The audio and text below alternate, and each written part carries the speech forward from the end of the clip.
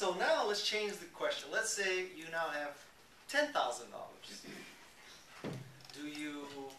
I'll give you some options, and you can explore any options you want. Let's say you hire 3 interns to do keyword searches on Twitter for $3,000 a month each. Do you hire Renee for 1 month? Do you spend 10 grand to go to TechCrunch 50 and have a booth? What do you do with 10 grand, not 0 grand? The first thing I do is what we did, is have immediately a resource that was me at the beginning, answering every single piece of feedback we find online, which starts at very, very low, because nobody cares. I was about to be.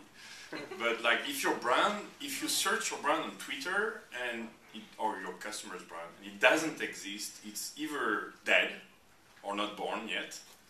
And in both cases, you have to do something.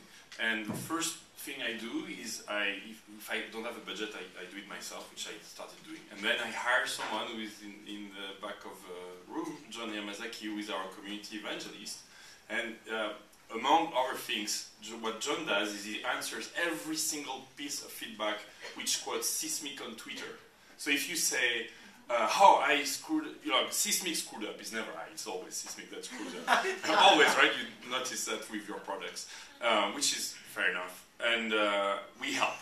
And you'll find either John or myself sometimes, as often as possible, at 2 a.m. answering that. Because especially if it's negative, if they criticize, sometimes it's violent on Twitter. I'm amazed, like it's brutal, it can be insults.